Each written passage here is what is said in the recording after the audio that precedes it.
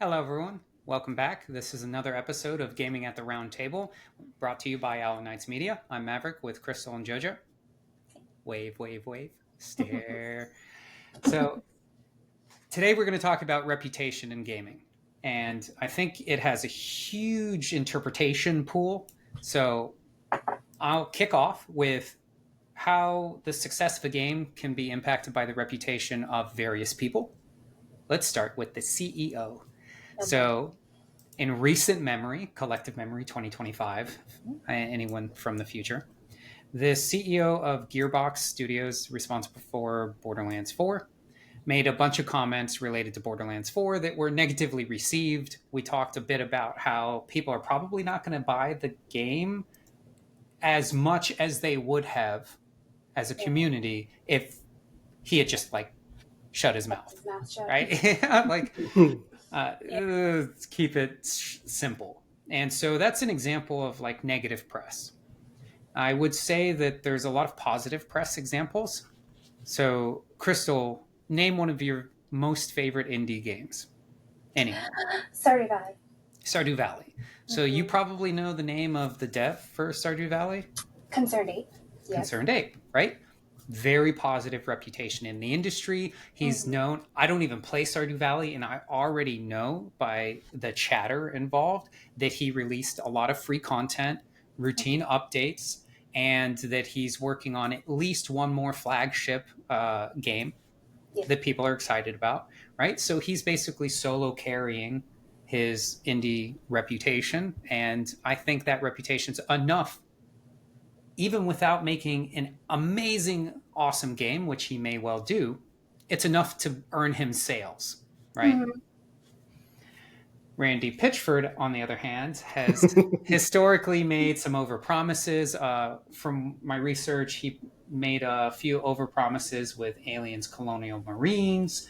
He's had the recent Borderlands 4 commentary that's not being well received. Mm-hmm. And, the fact that I know his name, I know it's related to Borderlands 4, and I have nothing positive to report, is not a good sign. Not at all. So even if he loses the company one sale, right? That's 60 to 80, or whatever the price of the game is. That's part of the controversy, right? Right. Let's just say $80. That's $80 that's not in their pocket. Mm-hmm. Probably a lot more, obviously. So let me pause there. I have other examples, but I'll hand it over for a moment. I'm told I talk a lot. So my examples for reputation in gaming. Have you guys heard of Yoshitaka Amano? I think I I said that. have. Yes. Mm-hmm. Okay, so some of the artists that I found in gaming, right? So there's him. Have you heard of Peach Momoko? Yes. Okay, so Peach Momoko does Marvel Comics. And not only does she do Marvel Comics, but Marvel Rivals actually got her to do some skins in the game, and they've been some of the best ones. I mean, Love it's your hard work. to say now, right? Like, almost every skin in that game is phenomenal, but she really did have some phenomenal pieces in there. And her name, like, I would have never known who she was if I didn't play video games. So now that I'm learning who she is, I'm exploring a lot of her other avenues, and to me, like, she's really popped off, right? Yashi, gosh, I'm butchering Yoshitaka his name. Amano. Thank you. I'm butchering his And I'm name. sure our Japanese friends will listen to our podcast and go, no, wrong. Sorry. But yeah, Gomenasai. his artwork basically defined Final Fantasy. Mm-hmm. So many of his art pieces are on Final Fantasy pieces, so much Official so that, covers. right, official covers, so much so that if you were to see a piece of his, you would be like, oh, that's the Final Fantasy artist.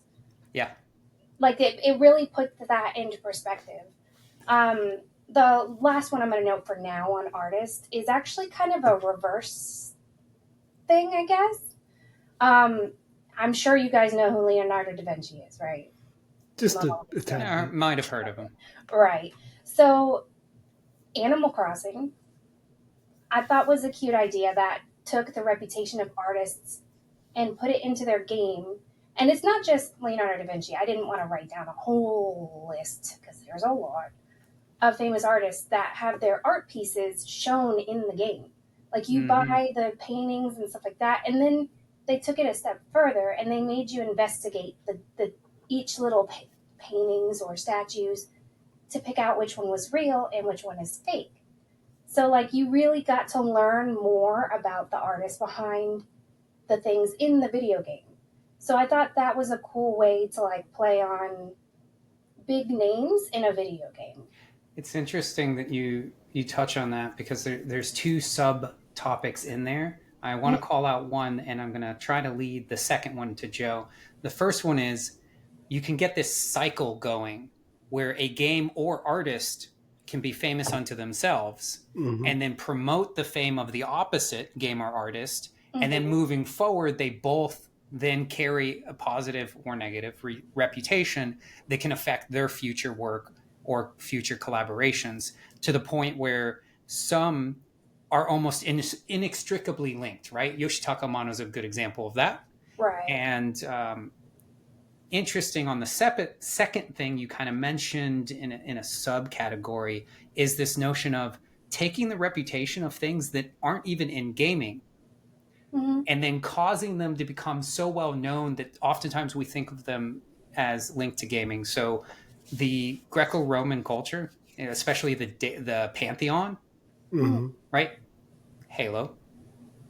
Halo. What am I talking about? God of War. Excuse me. I love that Joe and I were like, yeah. Yeah. That sounds close. Oh, sorry. I meant to say God of War. It's based on Greco-Roman Pantheon, and you actually literally fight many of the gods. It's like a huge part of the game. And then the Hades game from Supergiant Games, right? That's entirely the Greco-Roman Pantheon. This makes me think of Assassin's Creed. Creed. The culture involved, right? You can sell a game by just saying, right, Roman civilization or Roman gods, and then your own little twist on it, whatever it is. I think Civ 6 or the Civilization series, right, is based on well-known cultures throughout history. Yeah. And I'm very confident there are some people who learned more playing video games about various cultures than they did in school, because you slept through school and you actually played these games. And you're like, okay, these guys upgrade. Now I have hoplites. What the heck is a hoplite, right? It's actually, a unit.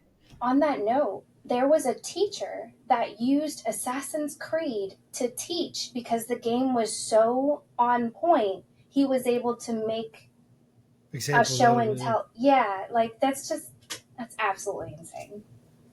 So I mentioned Halo on accident because I think of Joe and Halo, and it just like, anyway.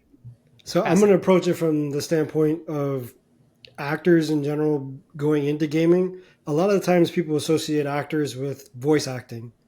So that's also been like a massive crossover. But I think the bigger or closer to this topic is the fact that these actors, or not just actors, athletes and other people with known likenesses, use themselves in games.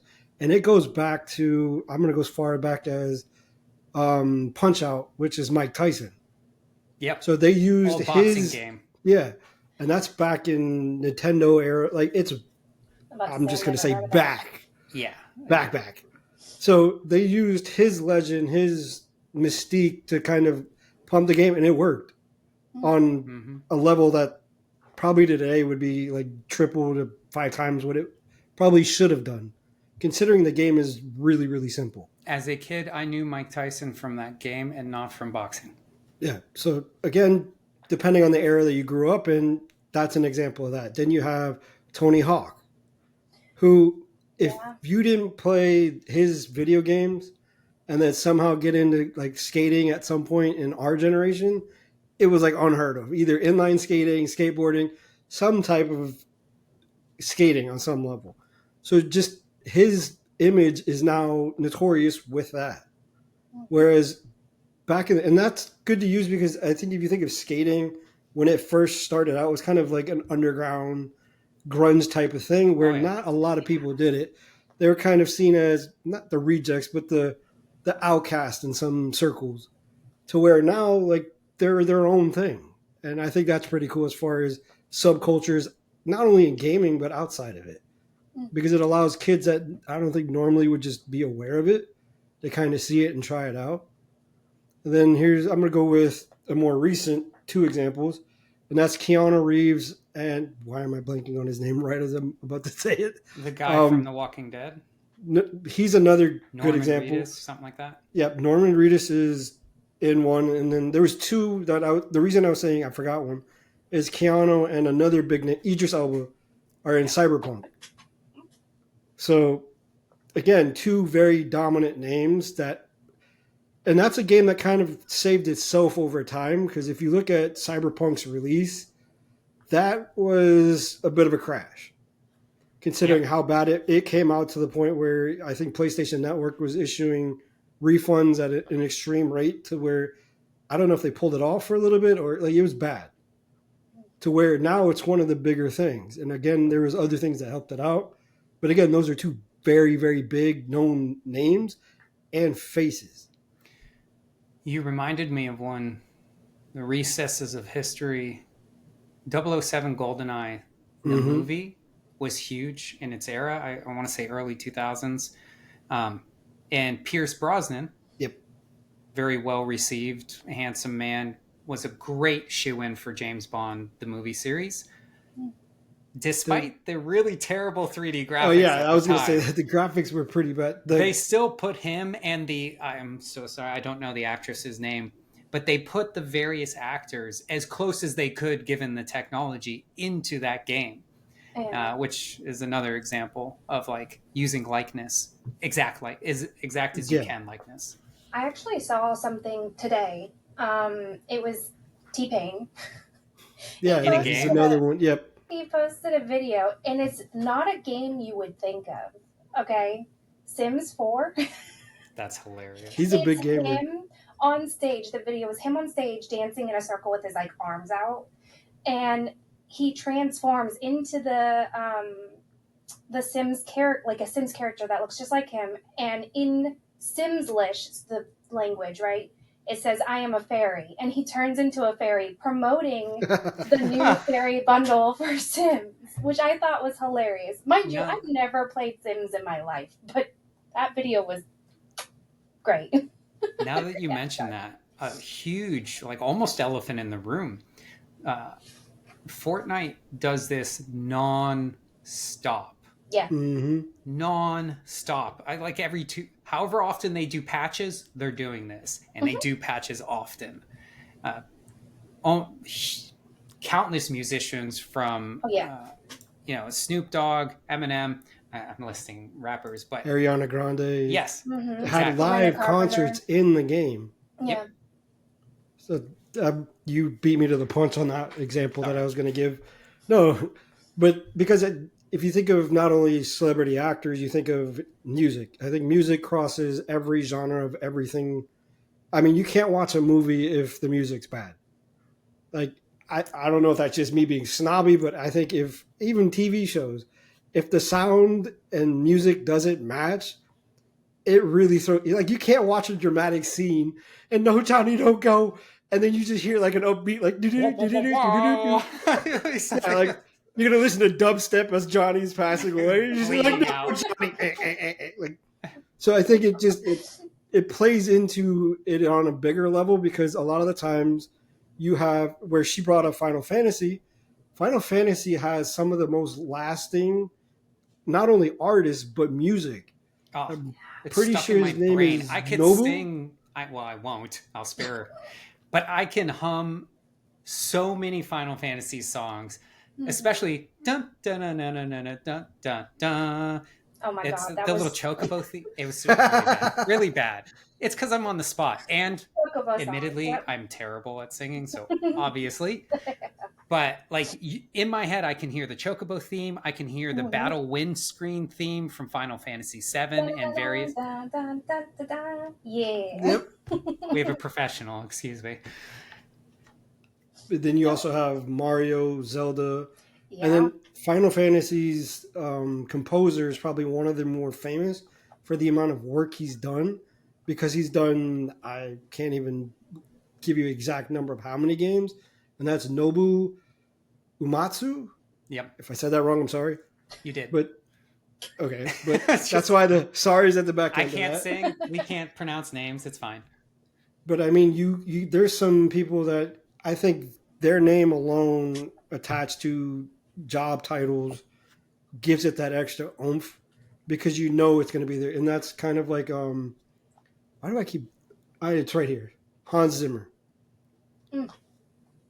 I am a huge Gladiator fan, so just to hear his name, for me to hear, and again, I'm a sound snob, so to know that the sound is going to be on par with what I'm playing, I think adds to the immersion for me specifically, like tenfold. I have to feel like I'm just there, and if the sound isn't right, it's done for me. A lot of people might know Hans Zimmer from Interstellar. That's another big one. Oh, Beautiful soundtrack, just so impacting. But to your point, Joe, he's made music for various video games, which is like kind of a crazy concept, right? Here's this world-renowned composer making music for video games. Granted, it's $1 billion industry now, so hopefully he got paid well, and I'm sure he did. I'm pretty sure he did. I'm sure he did. that reminds me of the musician. I think I mentioned her to you guys last time, but Simple and Clean. I can never remember her name. Utada, hold on. What is her name? It's something like Hikari or Hikaru Utada. I'm almost positive it's very similar to that. I'll look it up and I'll.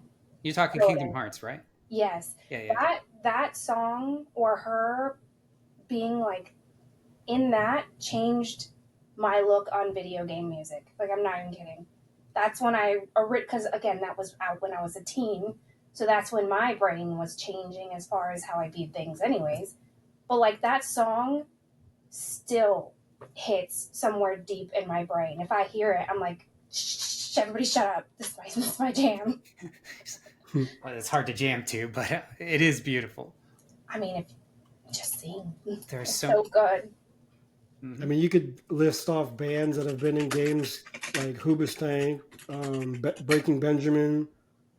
There's Nine Inch Nails was in another one. These are more rock heavy. You mentioned Tony Hawk earlier. From what I remember, and this is testing my memory, Tony Hawk had a lot of like famous bands at the time. Mhm. Music in the like I don't know if it was based on the level or what, but I remember that being a part of the experience. Wasn't just the skating, it was the famous bands at the time.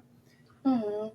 I mean, Paul McCartney was in Destiny, so I mean, it goes multi-generational. It goes really deep, and it's not just for like the older nerds here, but I think it gives exposure to even the new generation to music that I don't think they actively go looking for, because a lot of the times you get like niched in where you're like, oh, I only like hip hop, I only like pop or whatever it may be, and I think gaming kind of helps melt that down, and I think that's one of the healthier things as far as getting the fame aspect of people into the game, and it helps on a lot of different levels. Yeah, for sure. It's Hikaru Utada. There we go. Pretty sure I was close.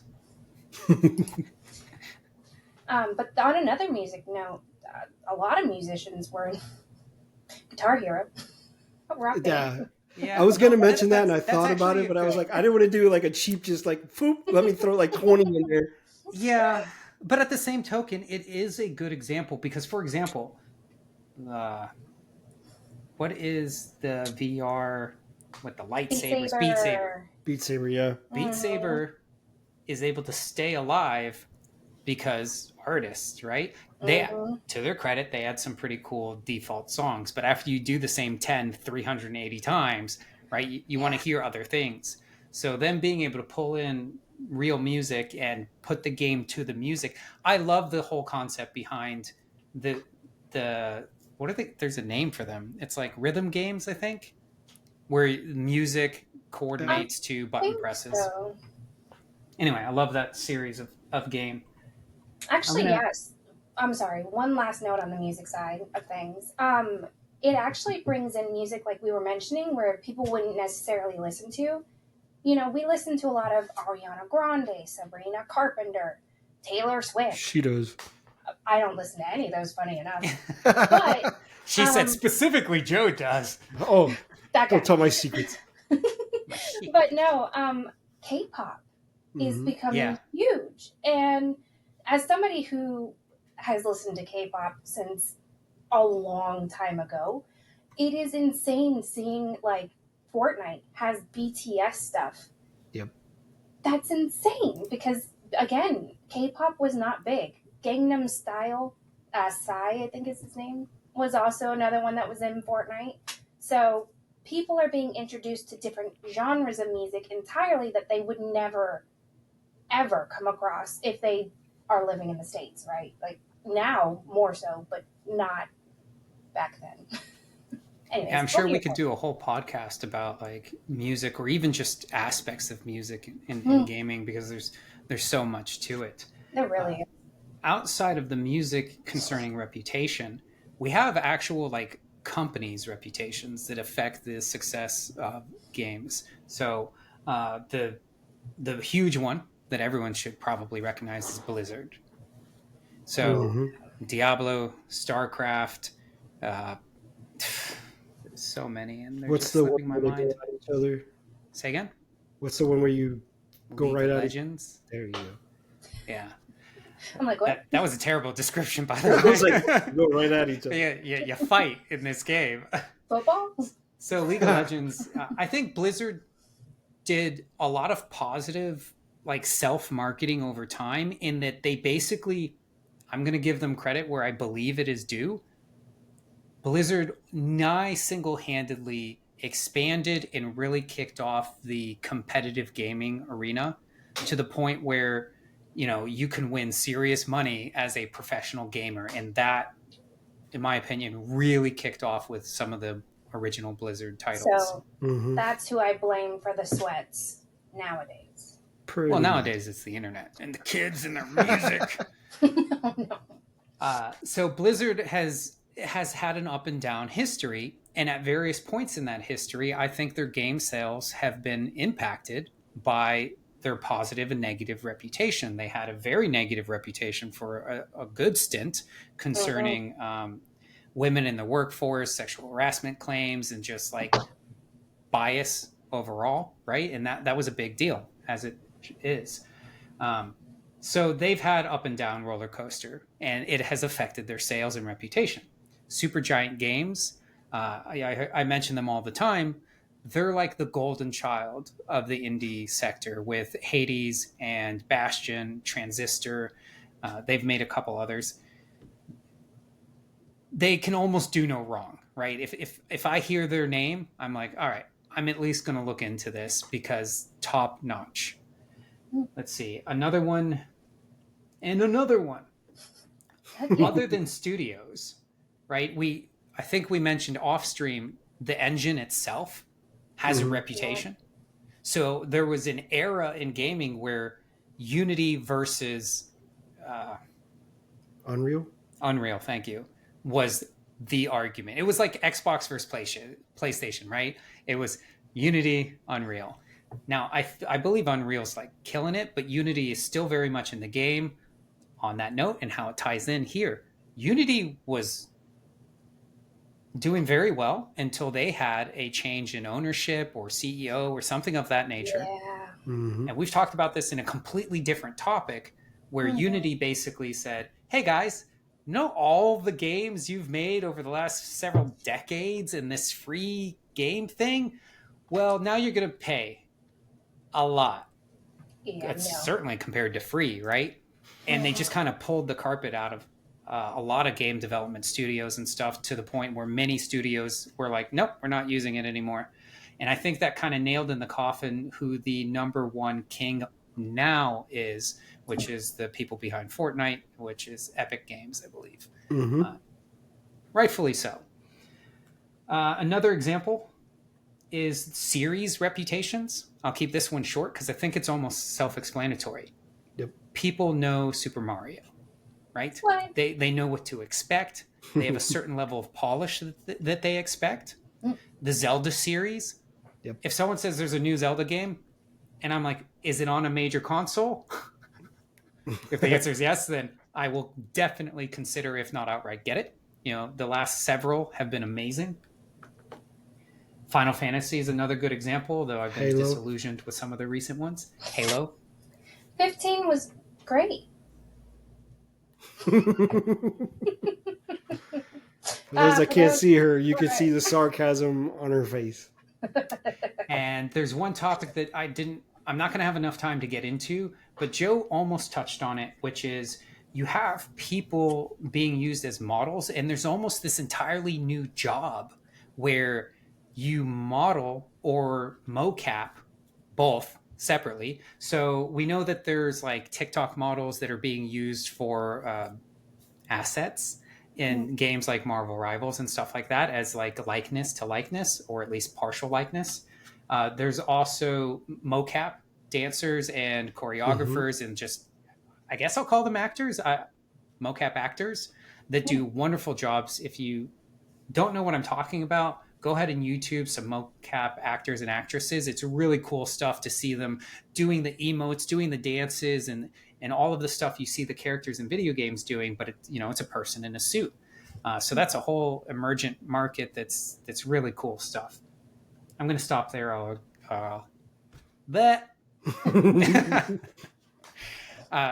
We're pretty deep into this. I think it's very easy to just keep going. Yeah. So let's wrap it for now.